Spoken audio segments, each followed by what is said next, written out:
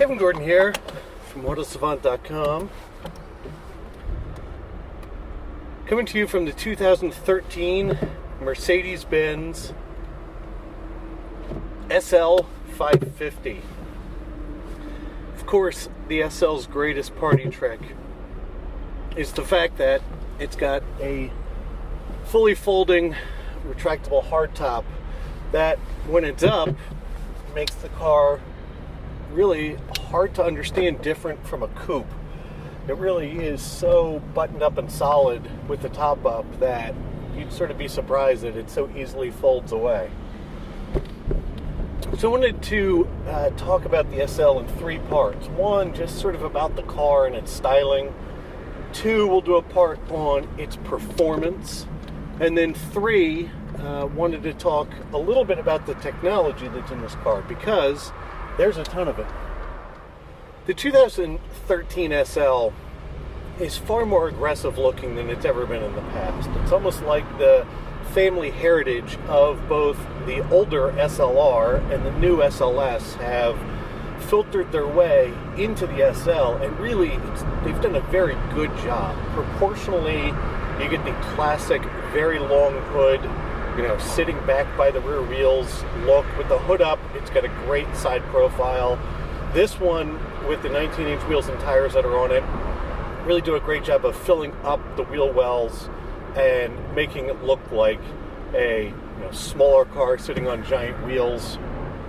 This car comes in with a base price right at about $105,000. This one, as it is, comes in at $119,000, and it's got three major options. Magic Sky Control for this top, which means when the top's up, it's all glass. And there's a little button right here that you press that turns it from completely clear to darkened and a bit opaque. It's a pretty cool feature, and it really makes it so that even when the top's up, it's pretty open and airy feeling in here, but if the sun's beating on your head, you do have the option of getting out of it without any kind of cloth covering. Also has the premium package, which gets you things like the backup camera and park control. And finally, it has the driver's assistance package, which gets you laser guided cruise control and a bunch of other driver assists. So at $119,000, it's far from inexpensive, but it really winds up competing against the BMW 650, which, with options, can be priced similarly, with like-for-like tech and equipment levels. Believe it or not, I chose a busy morning of traffic to do the filming of the SL, because most likely if you own a car like this, you also have a real career that you drive to every day. And this is really going to be more of your life than blasting through back roads. It's true, you get the chances to do that, but they're probably going to be less and less likely as you work to make the payments on your $119,000 car. And I think this is what makes cars like the SL special, is they feel good to be in, they feel good to be seen in, they're enormously comfortable and capable from multiple perspectives, but still in stop-and-go traffic, they don't punish you at all. I mean, really, there's no trade-off for the performance and the style in this car. So on the exterior of the SL, like I said, it really has gained some of the elements from its more performance-oriented heritage at Mercedes. You get big vents around the car, big wheels and tires. All the turn signals now are really, really bright LEDs. In fact, they're so bright that you notice as you come up to a traffic light or a stop with your blinker on, you'll actually see them flashing in the reflective, road signs up ahead. Also in the back, the backup camera is a big strip of LEDs, which is really bright and really useful when you're in reverse looking through the camera, because it really does light things up. You've of course got rear integrated exhaust. On the inside, it's typical Mercedes in its fit and finish. It really is beautiful in here. I think the only complaint that I have from an interior perspective is the A-pillars that are in this car. You know, they're just wrapped in hard plastic. So are the rear view mirrors. In fact, the rear view mirror, unless you stick a piece of paper in it, as I have, squeaks a little bit because it's two pieces of hard plastic rubbing against one another. But even though those two things rub, I actually find it interesting because the chassis of the SL is so stiff these days.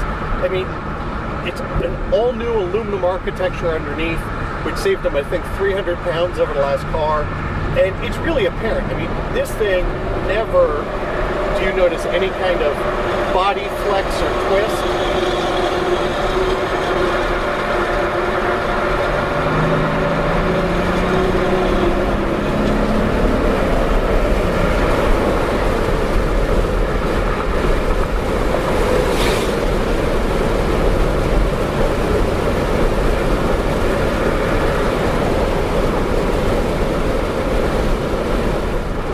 Probably the most impressive part about the car is the fact that with the top down, you put up the windows, you put up the power air deflector behind you. You can carry on a conversation at super legal speeds. You get almost no buffeting in here. It really is very pleasant. And even on sort of a dreary, cold morning like this one, you're warm. You know, the Mercedes, as I'll talk about in the technology piece, has more than enough to keep this a 3-season car. So, one of those things that I'm always very particular about in my cars is the seats, the steering wheel, and the pedal placement. And all three of those are just about perfect in the Mercedes. The steering wheel's power adjustable for reach and for rate. The pedals are at a great position. You get a really good dead pedal. The brake and the gas are right in the right positions. The actual pedal box doesn't feel constrained at all for being, you know, a little coupe convertible car. Mercedes gives you about every possible option as far as seat adjustments. You get, you know, power adjustments for every part of the seat, including the fact, which I love, the entire bottom of the seat slides forward and back. So instead of just having an adjustable 5 bolster, the entire bottom of the seat slides forward and back as you adjust it with the ergonomic and intelligent switching that Mercedes always puts in their car. You can also boost up the bottom bolsters and the side bolsters on the car, as well as turning them on to dynamic, which means as you're in cornering, the side bolsters actually move forward and sort of wrap you more in the car. It's a pretty cool feature if you've never experienced it. One of those things that you always find yourself showing to passengers. I think the complaint that I have is the seat is very, very comfortable, but for me there's a little hard spot here that I haven't found it to be really uncomfortable, but I've found it to be noticeable during the time that I've had the car. So something to look at. I don't know what's going on there. If there's something in the seat or one of the motors that's there to make everything work in it, but it's something that has stuck out to me in the time that I've had the car. You know, the gauges are all very clean, very elegant. They're all metal finish, nothing too ornate or gregarious about them, but very clean, very nice. Of course, all this stuff is real metal. It feels good. I think we'll talk a little bit more in the technology, but I actually like the Mercedes control layout as they have it. You've got real knobs for your temperature, real knobs for the volume on the stereo.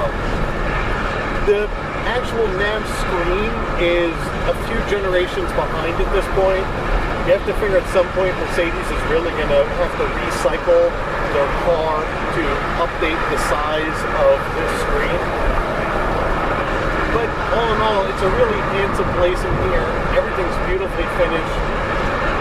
I've been really happy with the way it looks and feels over the week that we've spent with them.